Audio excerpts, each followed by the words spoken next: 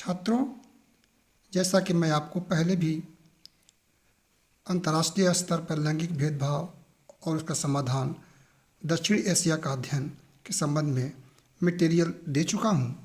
अब मैं उसके संबंध में कुछ बातें आपको स्पष्ट कर देना चाहता हूँ ताकि आपके अध्ययन में किसी तरह की कोई रुकावट ना आए। छात्रों, 21वीं सदी में विभिन्न अंतर्राष्ट्रीय मुद्दे हैं जिसने अंतर्राष्ट्रीय समुदाय को गहरे रूप से प्रभावित किया है।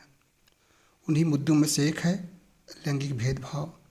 आज के भूमंडलीकरण के दौर में विश्व समुदाय सामाजिक समानता स्थापित करने के लिए लैंगिक भेदभाव पहले की तुलना में ज़्यादा ध्यान दे रहा है।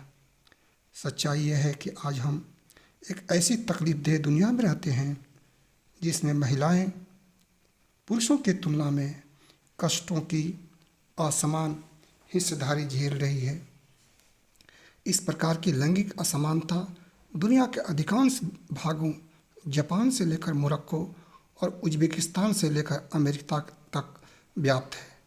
यहाँ उल्लेखनीय है कि लैंगिक भेदभाव समाप्त करने, पुरुषों तथा महिलाओं के बीच समानता और सद्भावना लाने के लिए लगभग सभी देशों के संविधानों में प्रावधान किए गए हैं, लेकिन संवैधानिक प्रावधानों से लैंगिक भेदभाव को समाप्त नहीं किया जा सकता। इसके लिए आवश्यक है कि समाज के सोच में परिवर्तन लाया जाए। 20वीं सदी की आबादी में, विश्व की आबादी में लगभग आधी हिस्सेदारी रखने वाली महिलाओं के साथ पुरुष प्रधान समाज का शोषण किसी न किसी रूप में आज भी जारी है। यह लैंगिक भेदभाव तथा शोषण को समाप्त करना है तो यह बहुत ज़रूरी है कि समाज को अपनी मानसिकता में परिवर्तन लाना है। छात्रों, यूएन चार्टर में भी लैंगिक भेदभाव समाप्त करने, पुरुषों के समान महिलाओं के साथ भी समान व्यवहार करने का अनेक प्रावधान हैं।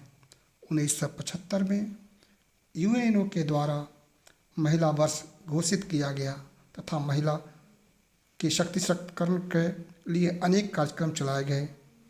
जीवन के हर क्षेत्र में लैंगिक भेदभाव को समाप्त करने के लिए सरकारी संस्थाओं को और गैर सरकारी संस्थाएं, विभिन्न महिला संगठनों सहित विश्व समुदाय को और प्रयत्न करने की ज़रूरत है।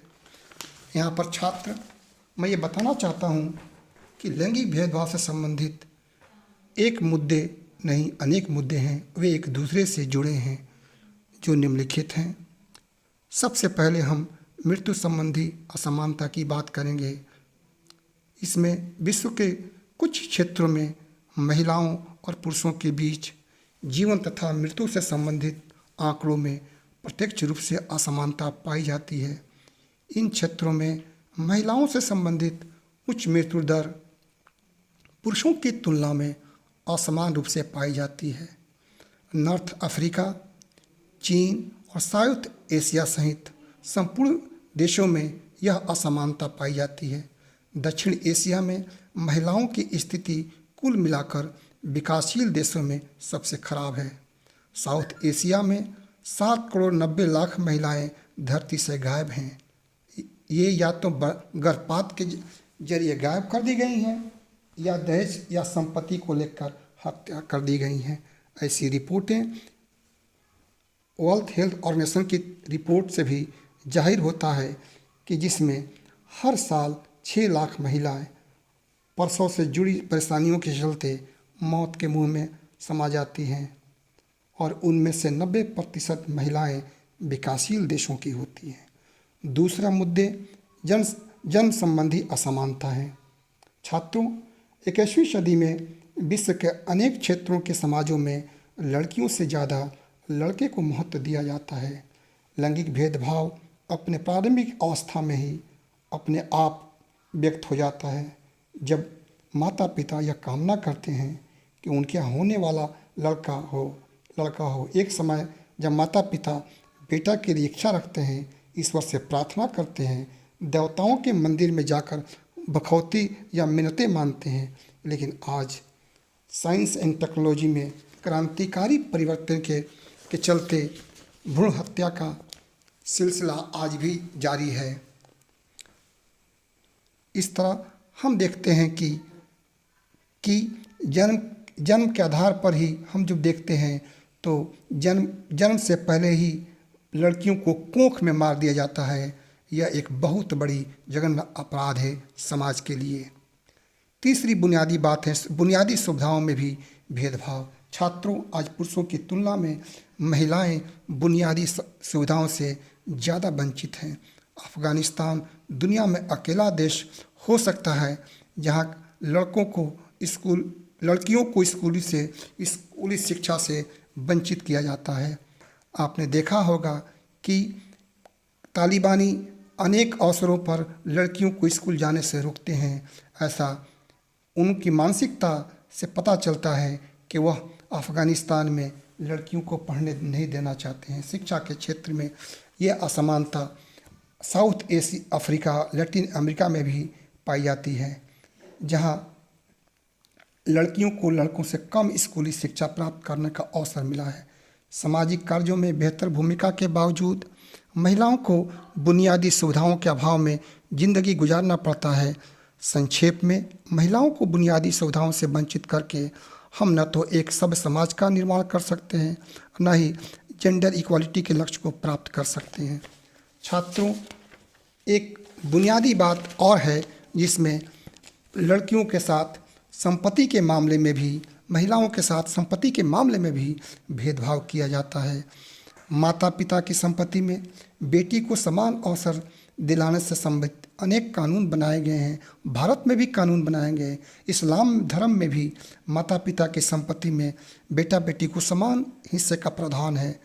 संसद द्वारा बनाए गए कानून के पीछे संपूर्ण समाज की स्वीकृति से ही जेंडर इक्वालिटी के लक्ष्य को प्राप्त किया जा सकता है। छात्रों, हम ये भी देखते हैं कि घर में भी लड़कियों के साथ, महिलाओं के साथ असमानता का व्यवहार किया जाता है। ये असमानताएं विभिन्न रूप में देखने को मिलती है। घर में लड़कियों की तुलना में लड़कों को खाने पीने, शिक्षा, रोजगार, नौकरी में ज़्यादा अहमियत दी जाती है। घरेलू कामों में महिलाओं को ज़्यादा हिस्सेदारी दी जाती है। यह नसीहत दी जाती है कि महिलाओं की जिम्मे घर के अंदर ही उनके कर्तव्य हैं, जबकि पुरुषों को बाहर का काम देखना है। मैं यहाँ पर ये बताने का कोशिश करता हूँ कि जेंडर इक्वालिटी तो दूर की बात है, महिलाएं खुद घर में असुरक्षित हैं। महिलाओं के साथ होने वाले हिंसा के रोकथाम के लिए अनेक कानून बनाए गए हैं। यदि परिवार में पुरुष सदस्यों के बीच समझदारी विकसित हो जाए तो निश्चित रूप से घरेलू हिंसा तथा बुराई से महिलाओं को बचाया जा सकता है।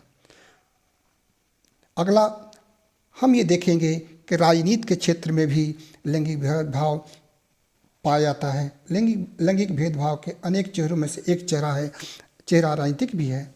दक्षिण एशिया के प्रमुख देशों बांग्लादेश, भारत, पाकिस्तान तथा श्रीलंका में महिलाएं या तो शासनाध्यक्ष या सरकार के प्रमुख रह चुकी हैं या हैं, लेकिन अमेरिका तथा जापान सहित अनेक पश्चिमी देशों में कोई महिला शासनाध्यक्ष नहीं बन पाई हैं।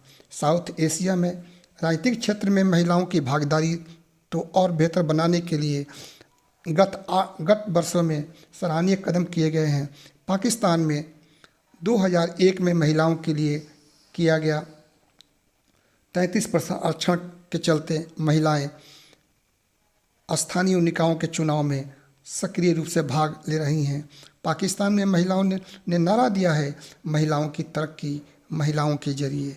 पाकिस्तान की नेशनल असेंबली में 22% महिलाएं, जबकि कतिपय असेंबलियों में उनके 17% सीटें आरक्षित हैं। भारत में भारतीय संसद में महिलाओं का प्रतिशत उनके संख्या के मुताबिक बहुत कम है। आज भी ये कोशिश जारी है कि आरक्षण के माध्यम से महिलाओं की रिप्रेजेंटेशन लोकसभा में या संसद में सुनिश्चित की जाए। इसके लिए पहल किए जाते हैं, लेकिन अभी तक वो पहल कामयाब नहीं रहा है। मैं निश्चित रूप से कहना चाहता हूँ कि जब तक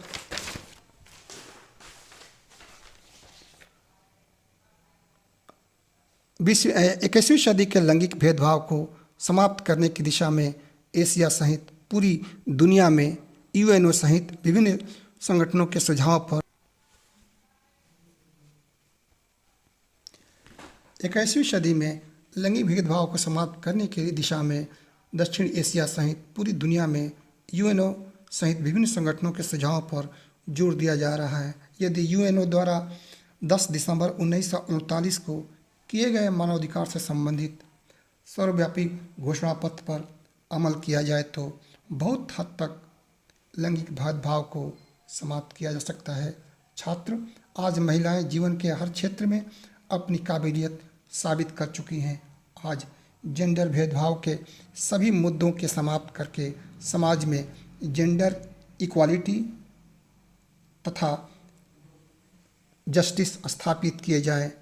ऐसा करके ही अंतर्राष्ट्रीय समुदाय एक सभ्य और लोकतांत्रिक समाज का दर्जा प्राप्त कर सकता है। निसंदेह लैंगिक भेदभाव को समाप्त करने के लिए विश्वव्यापी प्रयास किए जा रहे हैं।